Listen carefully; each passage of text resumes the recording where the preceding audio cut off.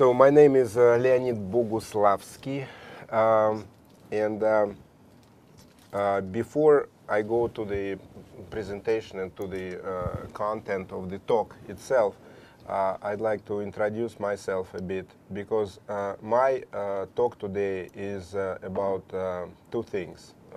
It's about internet business in Russia, and it's a really very prospective market, and you'll see it. It's an exciting market.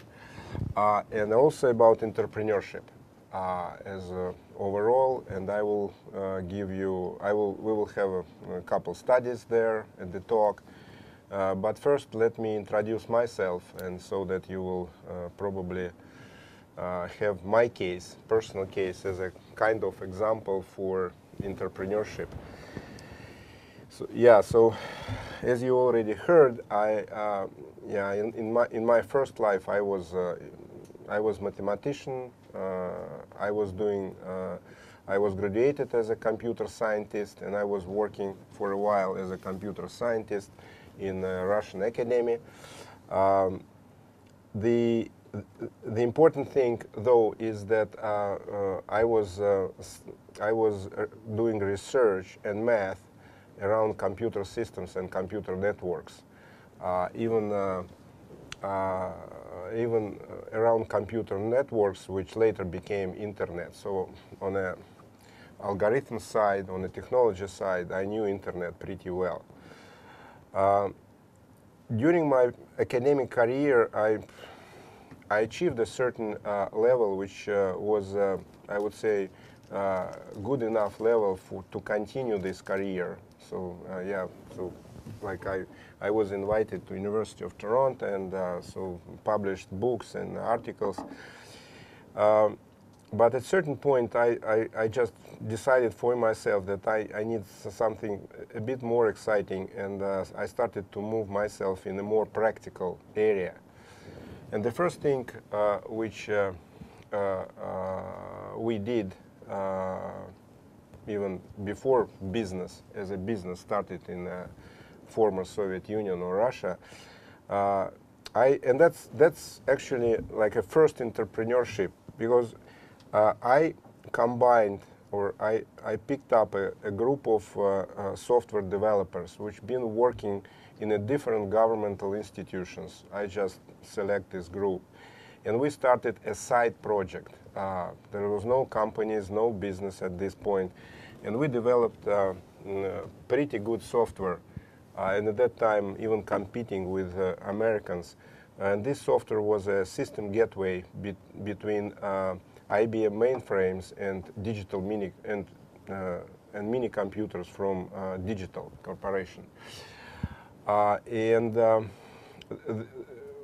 we've been lucky so that I was able to visit one computer show in Prague, at that time in Czechoslovakia, and presented this product, and we won 2 contracts in Czechoslovakia. Again, no companies, no business, it's just academic side. So it's like, but more practical.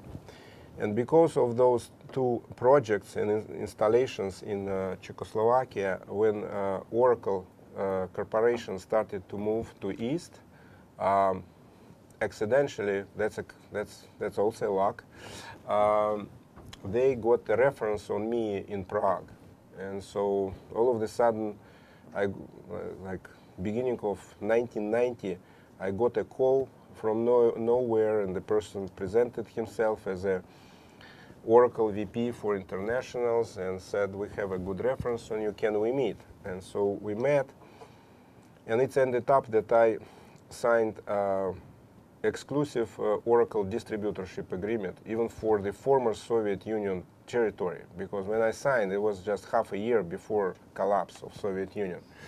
And all of a sudden, like having just maybe a group of 5 people behind me, I was sitting on a 15 countries territory, because I was smart enough, when they sent me distributorship agreement naming territory as USSR, I deleted USSR and I listed all 15 republics. And when And when USSR collapsed, they have a legal problem because it was all my territory, and they need to negotiate with me how to take out Baltics out of me and things like that. So the having Oracle as a kind of backbone or initial platform, I was traveling beginning of 90s a lot, meeting people from Cisco, Compaq, Sybase, even yeah, Sun Microsystems, and those guys, they entered Russia having my company as a first partner. So I was bringing these technology leaders to Russia. It was new market and everybody wanted partners, and I was one of the first who actually met them and convinced them to come and convinced them that we are the right partners for them. We built a pretty significant, it was one of the largest IT consulting system integration company in Russia.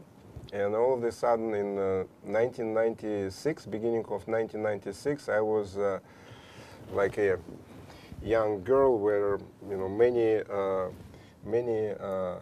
men want to marry me. So all of a sudden I got interest from IBM, from EDS, and from Pricewaterhouse.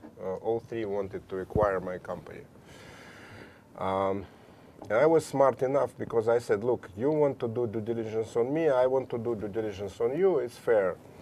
And I was really, for example, in case of IBM, because of course IBM sounds very good, and I said, okay, I need to visit at least 3 offices of IBM in Europe and to understand what the general manager of IBM of the country is doing, and to understand my functions and responsibilities. And I visited in Hungary, in Czech Republic.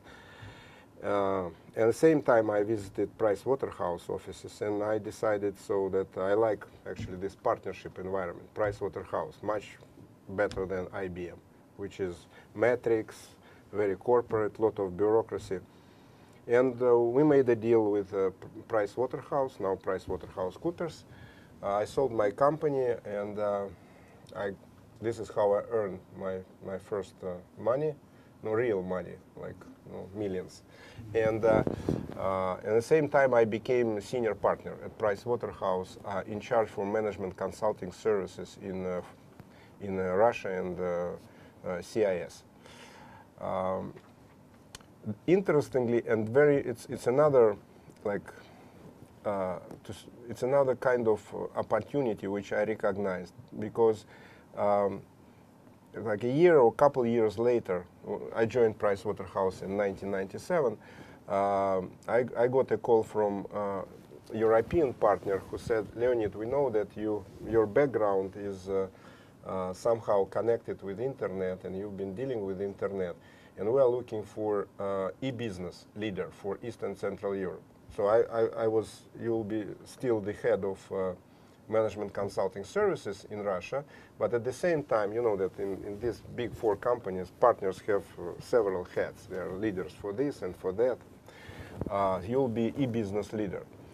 And that was a very important moment in my life, so of course I agreed, because it gave me an opportunity to travel and to meet internet businessmen, and to participate in the internet conferences, and to see how the market was growing and what's going on this market. And I decided to start investments. So I started investments in '99, in 2000, even being with Pricewaterhouse, and in 2000 we formed with a couple other partners at that time a company named RUNET. The thing was that's important thing I want to tell you about entrepreneurship. So I was senior partner at Pricewaterhouse. I can say this. My annual compensation was more than $500,000 in the U.S. And I was and I was not, like 25, 30 years old guy. I was already 49 at that time. And also, again, it was like in University of Toronto when I was sitting in the office and just understanding that all I need just to prove that I can come to the same office every day. So, we made a lot of progress in Price Waterhouse in Russia. We built SAP practice, we built Oracle practice, and I told myself, now you need just to maintain. You need to maintain till your pension, then pension will be, pretty big pension in Big Four, I can tell you guys. It's like 150K a year, and it's till the end of the life. And we formed this investment company, small company, but I was so excited about investing in internet, so that I decided that I need to become executive chairman, so chairman and CEO of that company, and I quit from Price Waterhouse. So I gave up everything I just mentioned. I took a huge risk, so my compensation was then like 1/3 of what I was receiving in Price Waterhouse. It's a startup, but I just was excited about activity and what I will be doing. It's an example that maybe it was even too risky. So I would not recommend everybody to do the same. But that's just an example. If you really want to be entrepreneur, you need to take a certain risk. Certain risk could be bigger risk, smaller risk, but you need to. There are certain opportunities which you need to recognize and jump on these opportunities, and some of them really are very risky. So then we invested in the first companies in 2000, in really good ones, which became now pretty known, like Yandex. So when we invested in Yandex, it was not even a company, it was a group of software programmers and actually scientists sitting in a big IT company, and since we've been investing, we had to spin off this department from a big company and to create a company and to start everything. So the internet bubble didn't hurt us because it's startups. Bubbles hurt large corporations and big companies but we invested in startups, so it was pretty fine at that time. So and then I was developing more and more investments, and so certain companies got to success. Now I can start presentation.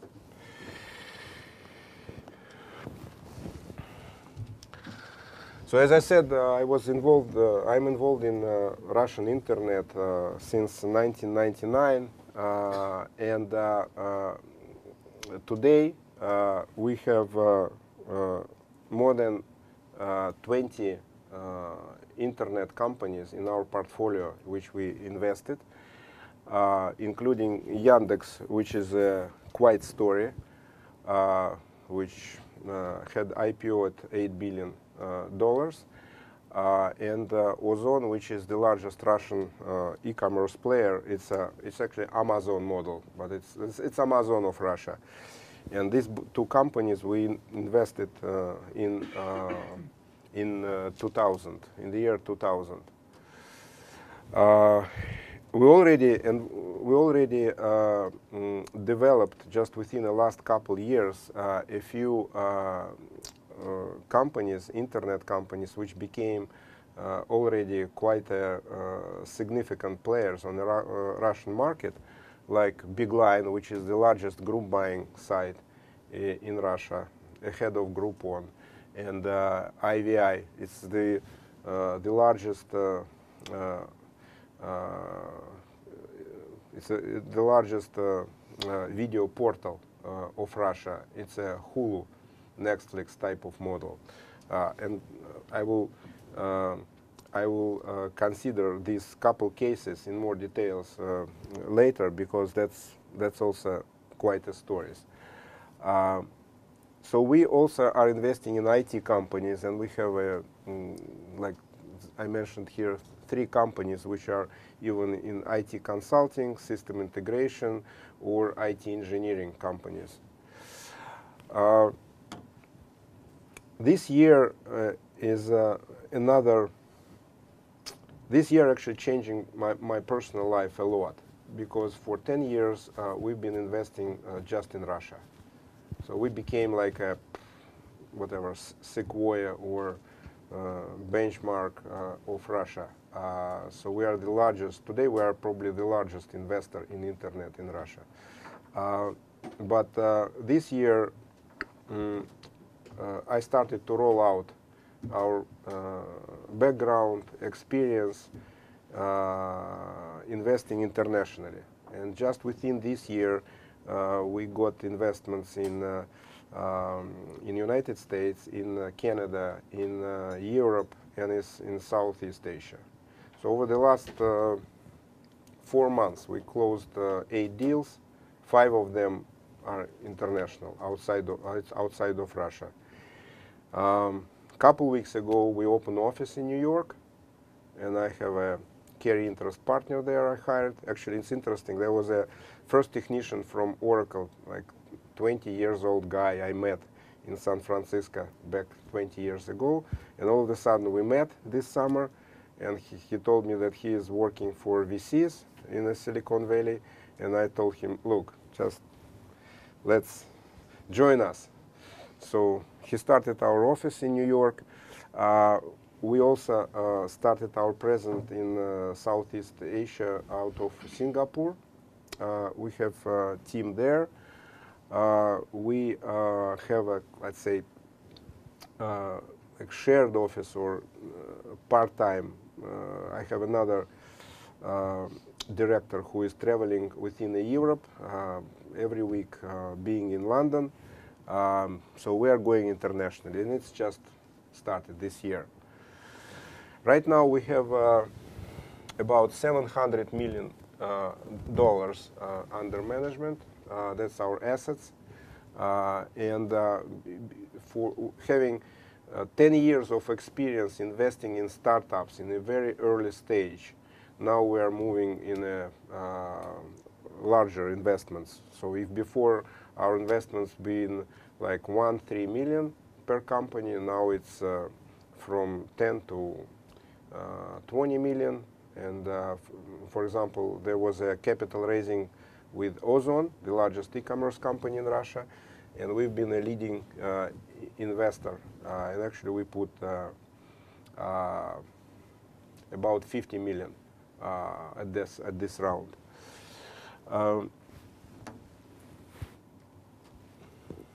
Now let's talk about Russia, because really I don't know to what extent you know about Russia. Like I heard not much, but you should, because it's quite a market, and it's much closer to UK than China, India, or Brazil.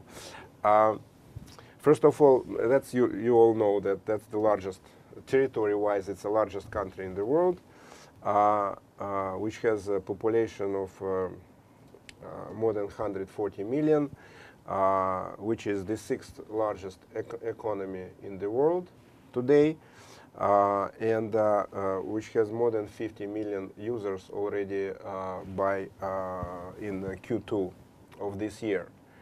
So Russia will become number 1 company in Europe in terms of number of users, number one country in Europe in terms of internet users within the next 2 years. It will be bigger than UK and Germany. This is how penetration has grown. You can see, if in 2004 there was 10% penetration, so now it's already 45% penetration. Just within 7 years, it's grown from 10% to 45% penetration. So now it's, say, it's 46. and it's still. So I don't list here countries like Finland, Sweden, or Estonia, which has a quite large penetration. I listed big countries in terms of population, so just for comparison.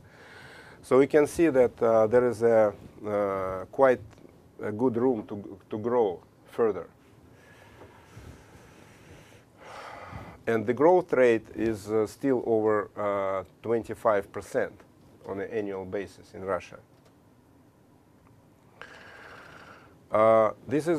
This slide is showing internet population.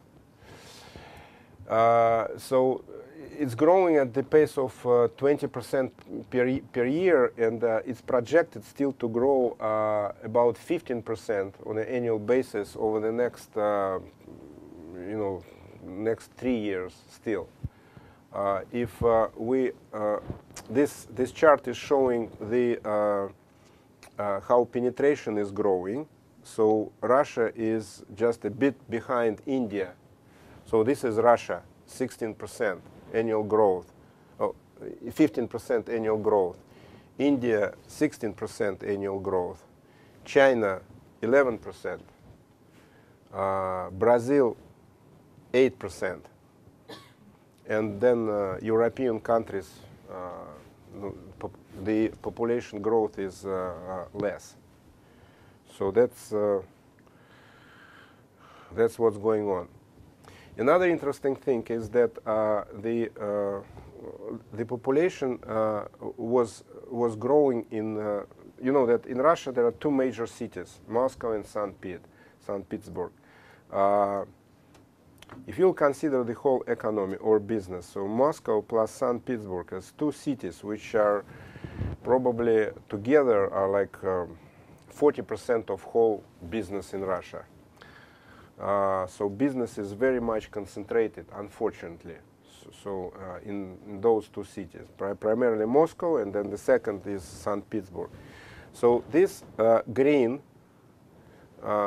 curve is showing the penetration in St. Petersburg, which is already quite high. So it's if it's 2011, so in St. Pete it's about 70%.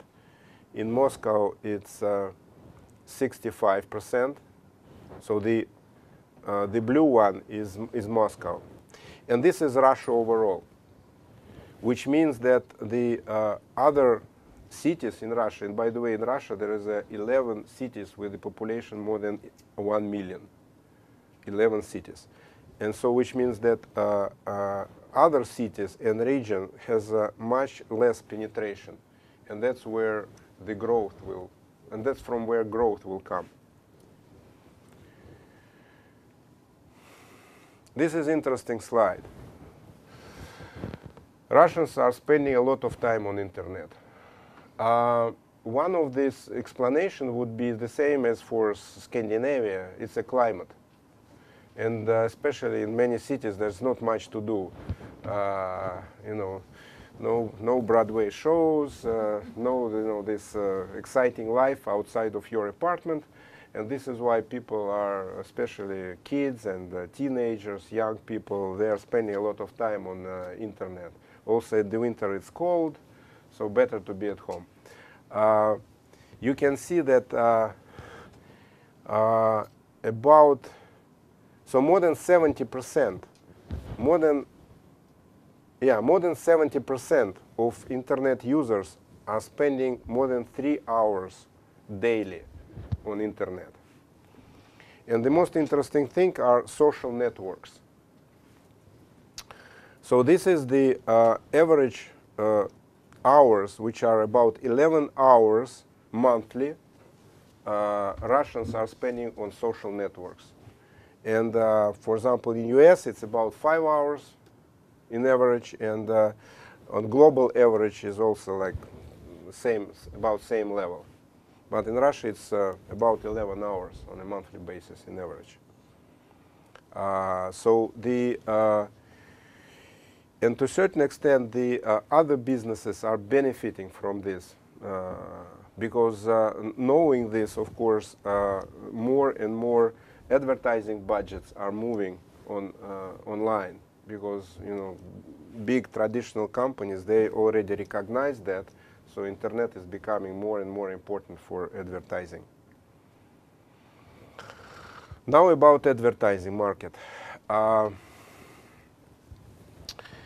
It's still small, so it's just 11%. It's 11% of overall advertising budgets. And for example, I didn't check this number, but you can say if it's right or not. But I read that in UK it's about 29%. I mean the advertising spent on internet.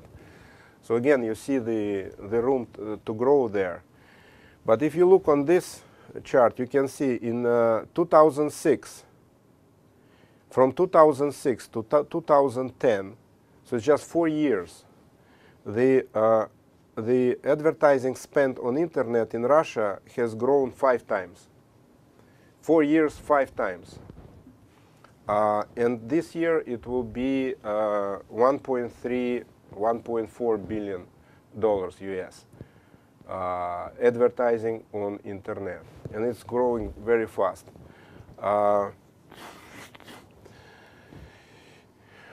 The split between context and banner and banner advertising is 69-31, but that's probably about the same in many other countries.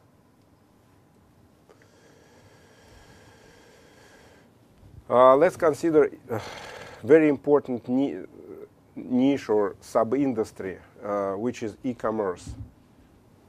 E-commerce, one of the hottest area for investments in Russia. There are many funds, global funds, coming to Russia and now investing in internet. And we are one of the major player in e-commerce, not just because of Ozon. We have other companies I will then tell you about in which we invested. So Russia has certain problems which on one side it's a disadvantage because business is pretty tough. On another side it's advantage because it's creating a high barrier to entry for well-developed or for the global players. The first is lack of confidence to pay online. If we will consider payments for Ozon, it's just 10% is paid by credit cards, and more than 80% is cash on delivery. So and it's not good because it's already not because there is no trust paying online, but because consumers used to benefit and it's comfortable for them, so that e-commerce company are accepting so that they will deliver and get cash at the door, because it's convenient for consumer. He can change his mind. He ordered something and then change his mind, and when courier is coming, he said, no, I don't need this product. So you can imagine how costly it is. And also there is infrastructure problems, for example, so mainly with delivery. So there is the Russian post is pretty weak, is not very reliable, and also courier services and certain logistics companies, even in Moscow, it's quite difficult to find the good ones. This is why, for example, Ozon, our company, developed his own separate courier company, which is delivering goods in Moscow and in St. Petersburg, and also created quite an interesting infrastructure of pick-up points.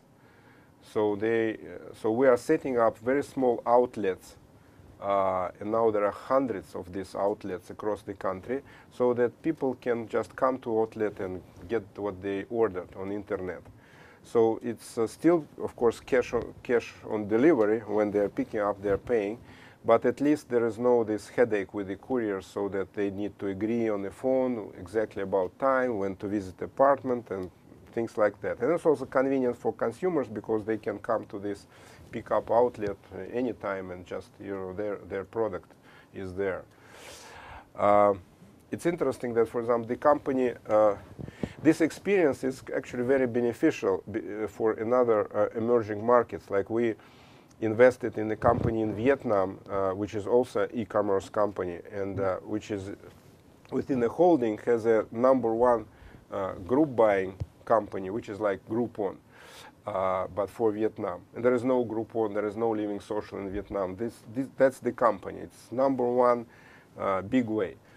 But the thing is that, for example, in Vietnam, they even have to deliver coupons by couriers. So there is like hundreds of couriers on motorbikes who are delivering coupons. So the coupons people, we are printing in Vietnam. It's like a business card, very nice business card, very colorful, and they are delivering just a card and getting cash. It could be just a few dollars, because that in this business you are getting just a few bucks.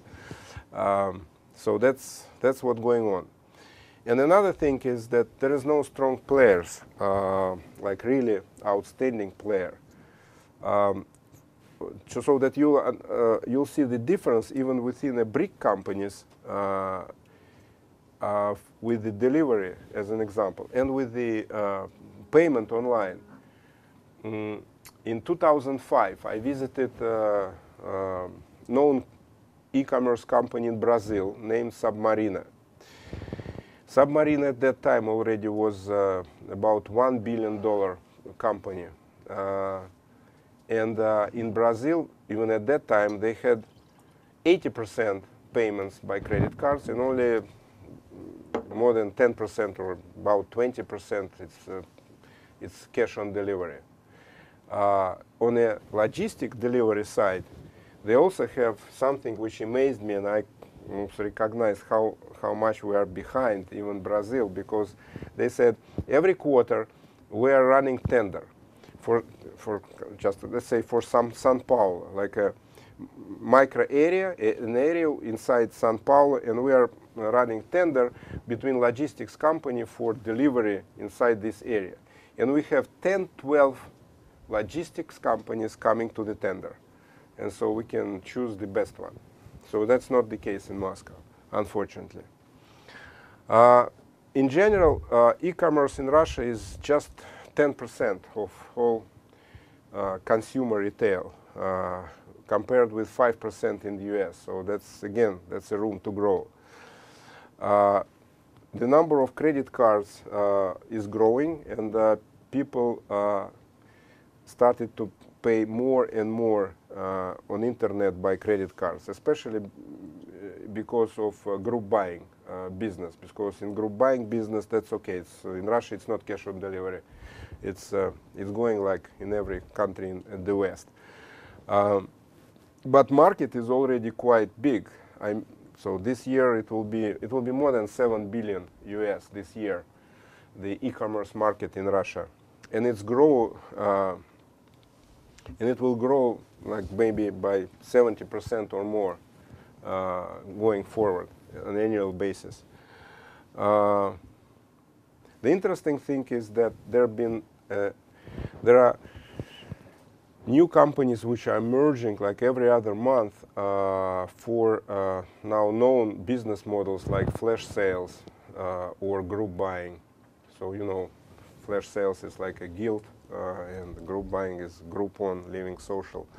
Also, either cross categories or even focused on a certain categories. So there are many models which are duplicating in Russia. And because of those models, there are more and more consumers who are now on internet and are buying on internet. For example, several years ago, I didn't think that we in Russia could have a really big business like ASOS. So so clothing, apparel, or shoe business on internet. And all of a sudden, like just a couple years ago, it started, and there are quite very fast growing companies in Russia which are focused on apparel or on shoe, and so on a particular categories.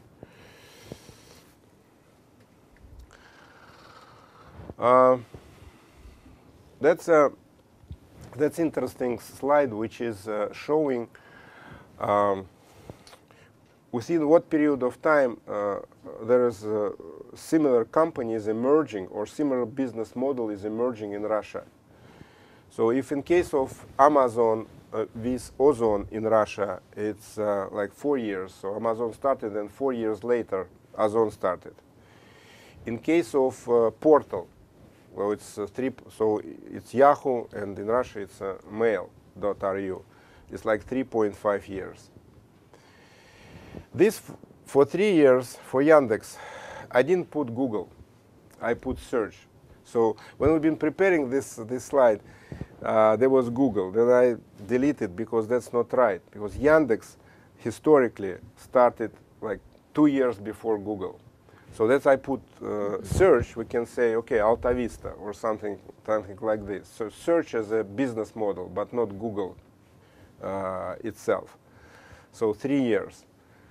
Then Facebook in Russia, the leader is VKontakte. I will tell you then, for example, VKontakte is six times bigger than Facebook in Russia. And it's 2.5 years. So Facebook started 2.5 years later, VKontakte started. Guild with Kupi VIP, it's 1.5 years. And Groupon with Big Line, which is country leader as of September in Russia, it's just 1 year. So after Groupon, this is started. So it's the models. So we are picking in Russia. Businessmen are picking up good models quite faster now than it was before. This is also interesting and a very important slide. So this is top 10 companies by Alexa on internet. And the yellow is a local company.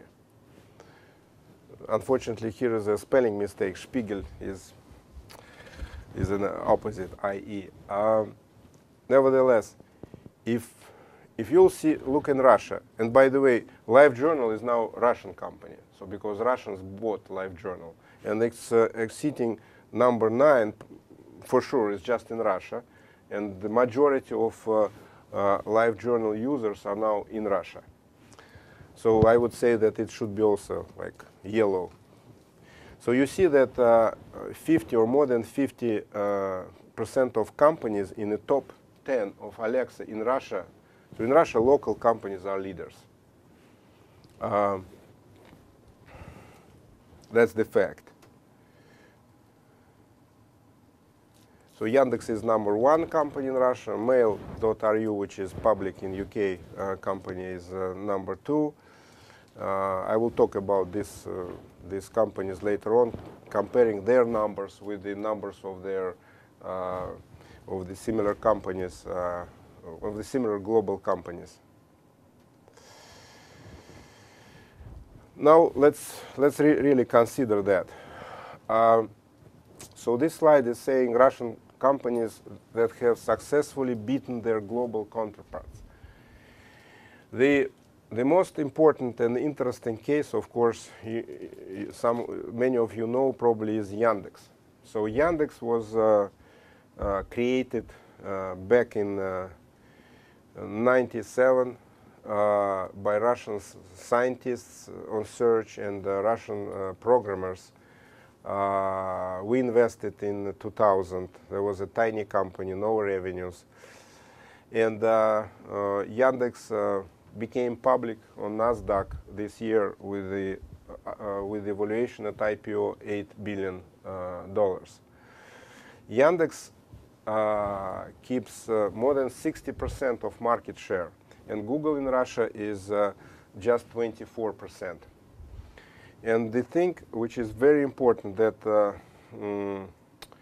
unlike China, there is no government help in case of Yandex. So it's a pure, straightforward competition.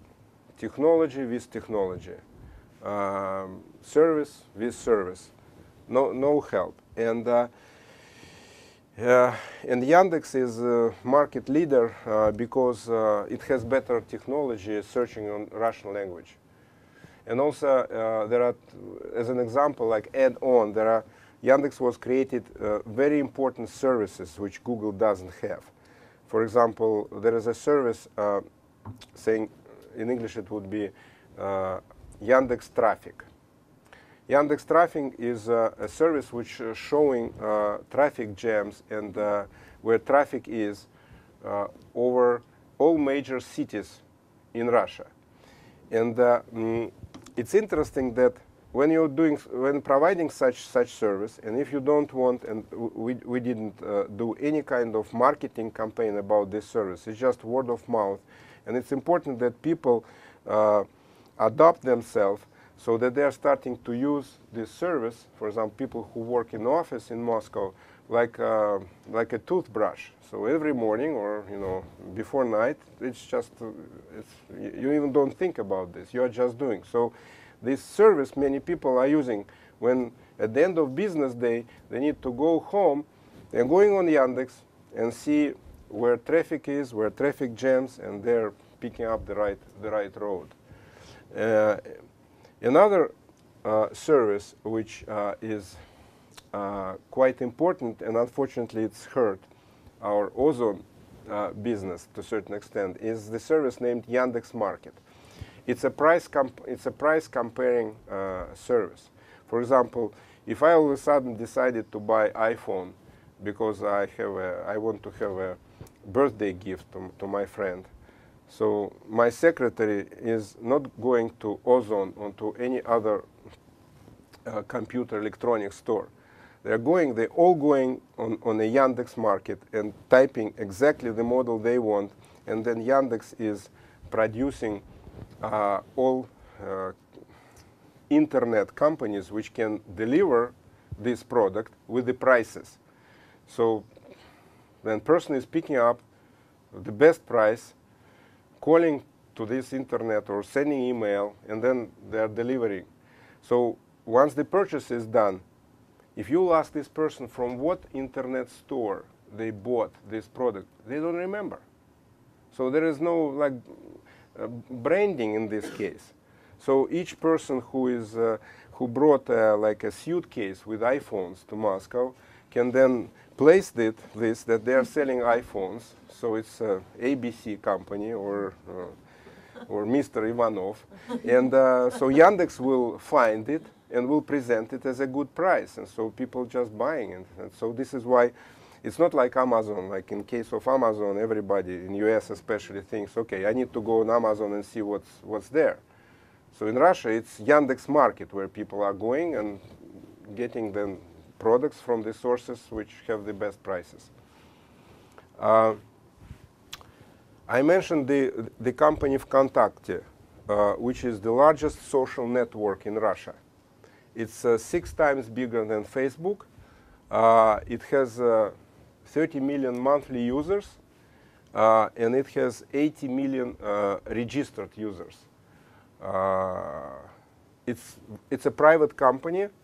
Valuation is $1.52 billion US because the last internal share purchase was at 1.2 billion, and it was happening like beginning of 2011.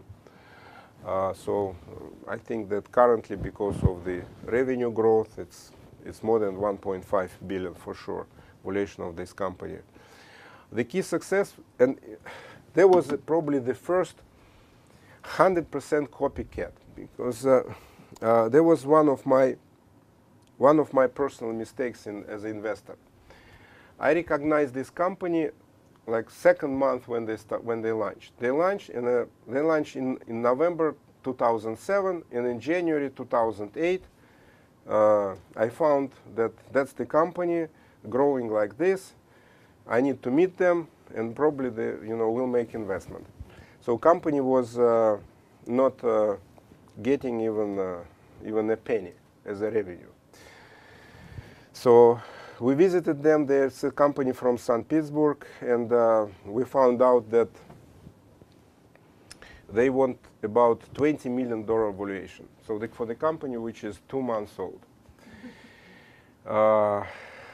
And we've been not certain, and the most important thing for me was that they actually copied, 100% copied, copy and paste the Facebook interface. If you will go on a main page and you can click there, you will see that that's the code of Facebook. And I was also thinking what the legal impact of this would be. And so I wasn't certain, and it was my mistake because you know, my competitor who actually invested, and he invested 3 months, 3 or 4 months later, talking to them all 3 months, and they've been raising price. Still revenue zero. So he invested at, there is no disclosure, but my guess is that he invested around, at the valuation, around $40 million. So for the company which was half a year old, zero revenues, copied Facebook interface, 100%, and now it's more than 1.5 billion. The key of their success was that that's quite genius. By the way, that's the guy who developed it. Really, you know, all software, engine, logic inside. It was a postgraduate student in the University of St. Petersburg, and his competitive advantage was that before he was running student conferences, and he had a database of the St. Petersburg University. So kind of similar to Facebook. So when he launched this service, he immediately thrown to this service the whole database of students he had. And this is how it's happened. So the company accumulated a database for, and then he accumulated for main Russian schools the database of users, and quickly boosted the usage of the service. Ozone, this is the company where we are shareholder, and users are about 10 million. Valuation is more than 400 million, according to the last round, which happened in September, just recently, end of August, September. The key success happened because the company was able to overcome this delivery, logistics problems, and payments problems as well. Another company which is public and you know was IPO'd in UK November last year. It's $6 billion valuation, is mail.ru, which has more than 27 million users. It's a kind of Yahoo of Russia. So it's a horizontal portal, media portal. But very important, so why they gained such a large number of users and why they've been successful. There was a first shared email service in Russia. That's why it's named mail.ru. And because of millions of users who've been using this service for mails, then they build all kinds of services as a media portal around that.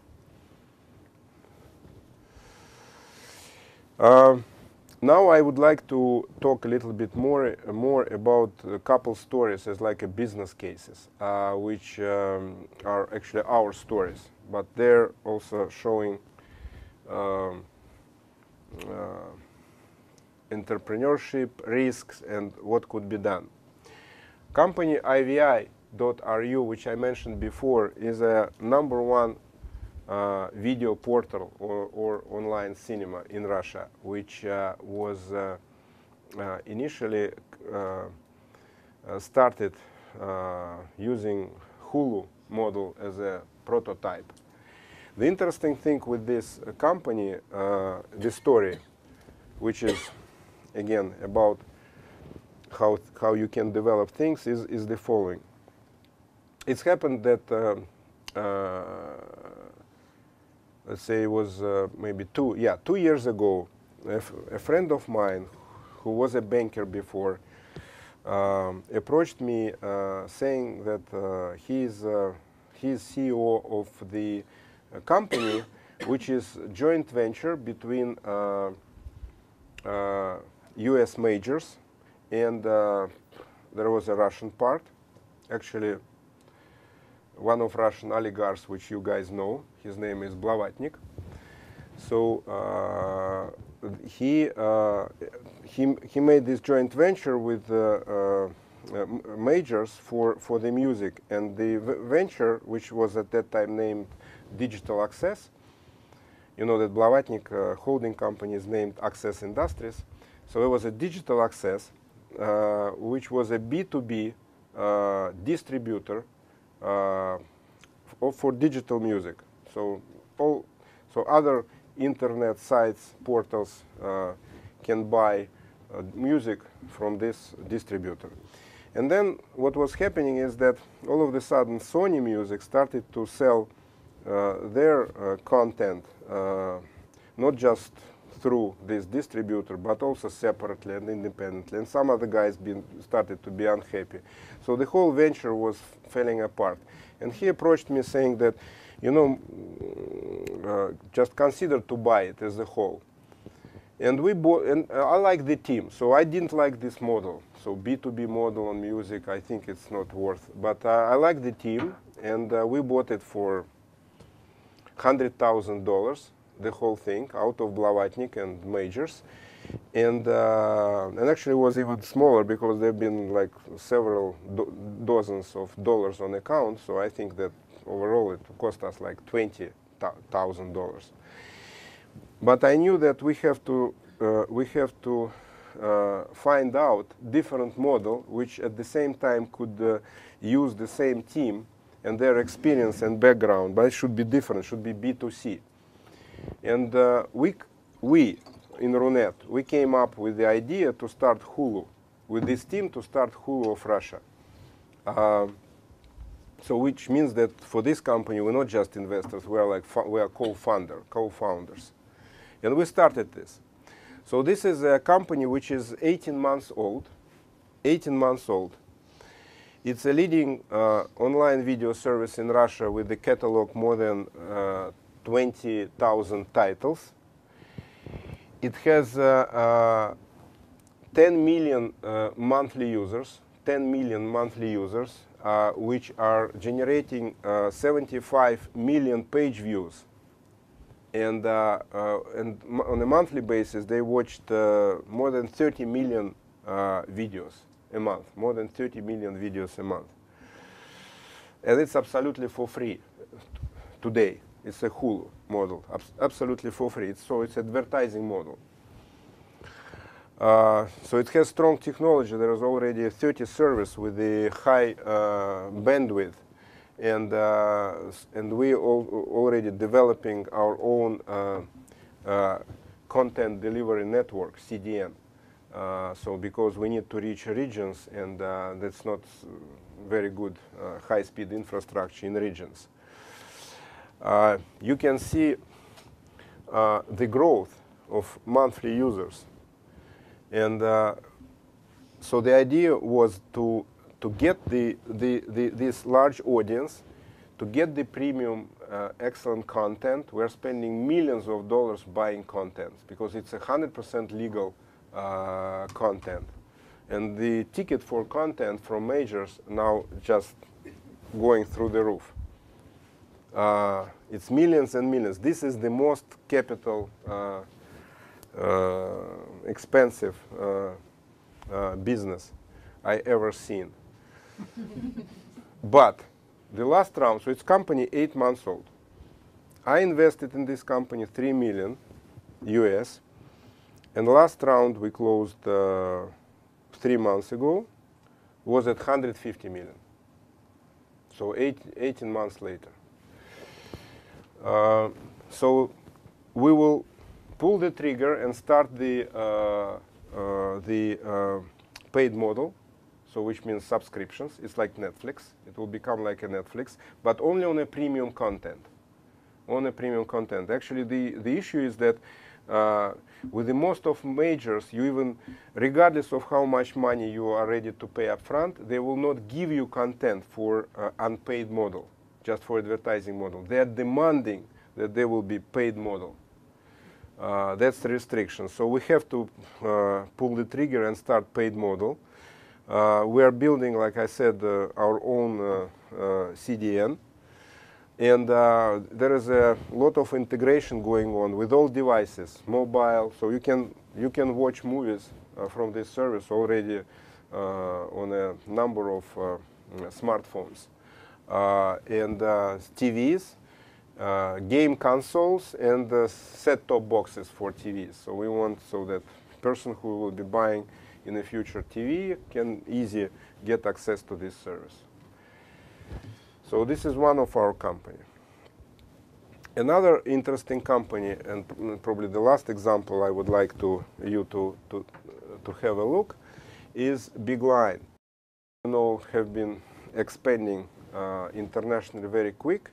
Bought our competitor Darbury.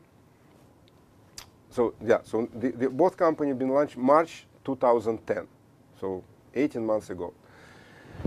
Groupon bought our competitor in July 2010, like 4 months later, paid quite a good money for and also stock for this purchase, and started to pump marketing money so that, because we've been ahead of Groupon.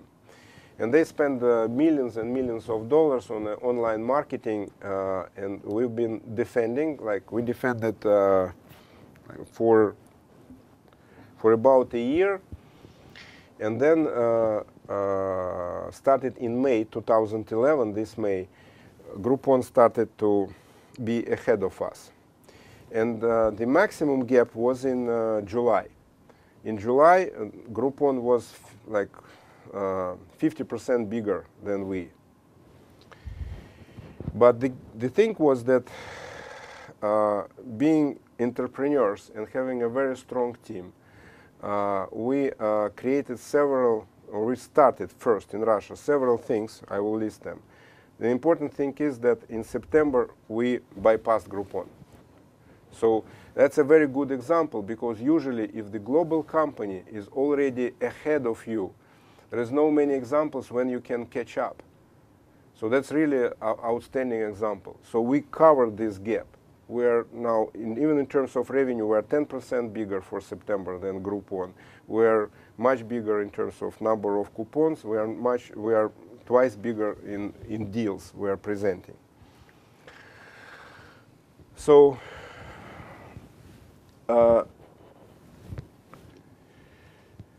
yeah, so it's market leader in local commerce, which is, so Bigline is now, has a presence like in 50 major cities of Russia, and by the end of the year will be in 70 cities.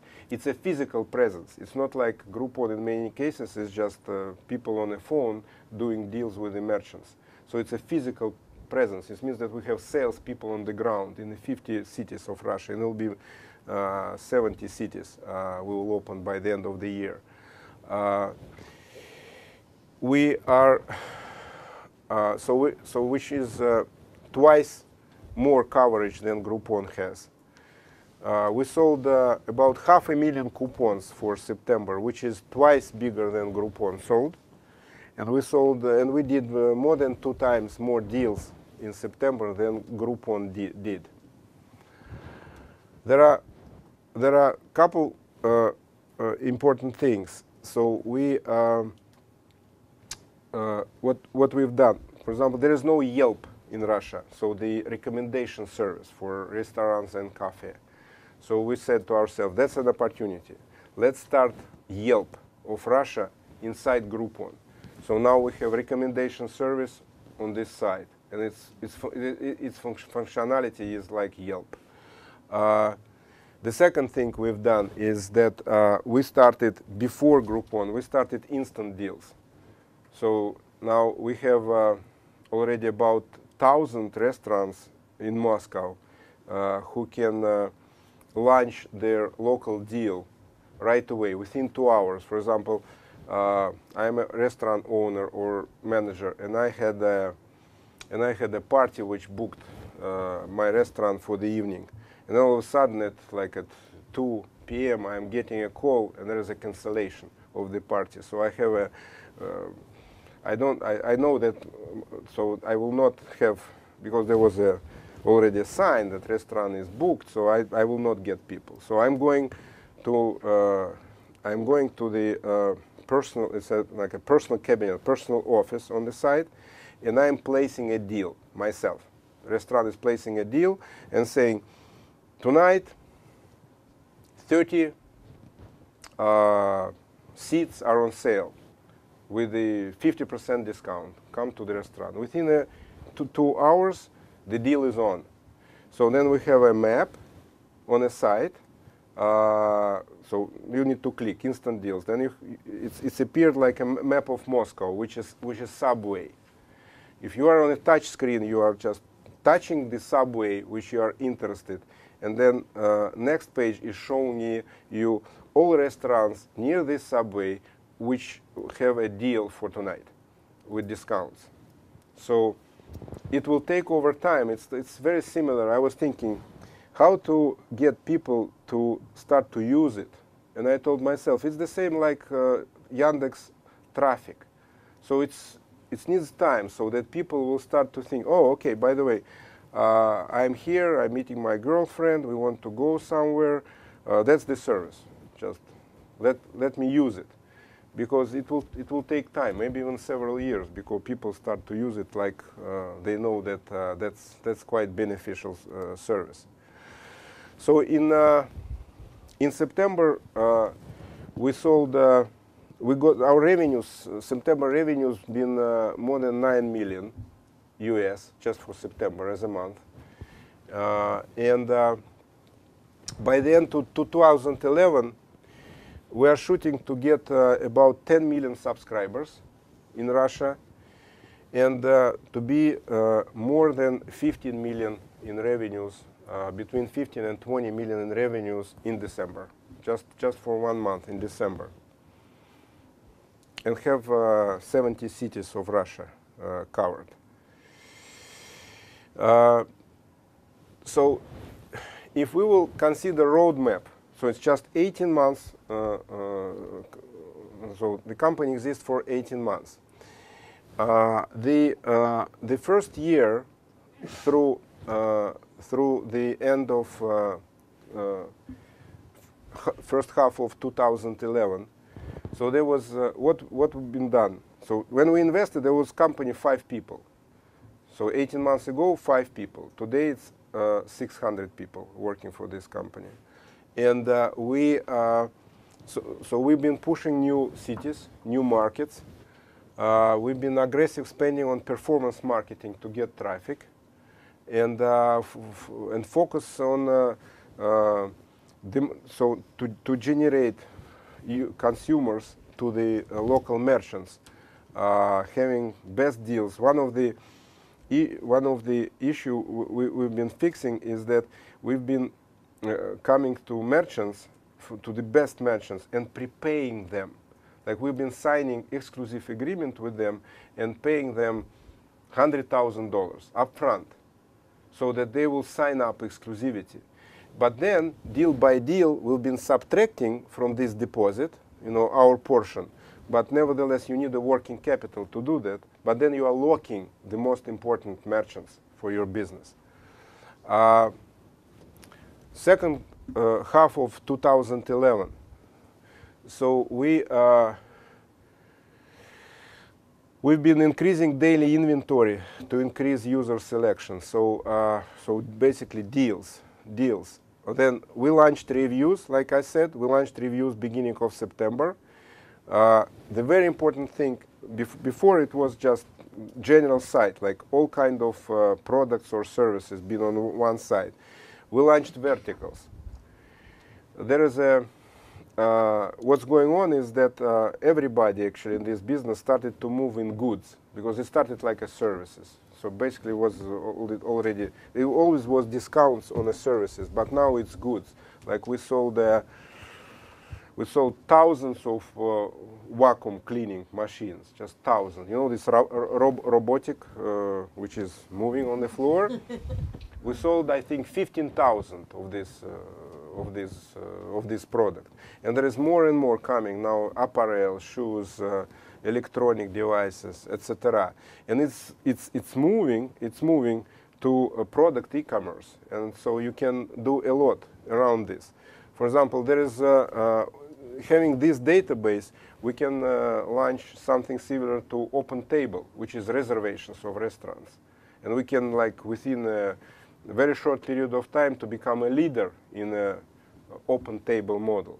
We can launch the model of Grab Hub or Just Eat for delivery, for the food delivery from restaurants, because there are so many restaurants we have contacts with this. So it's easy using this platform to expand in a local e-commerce.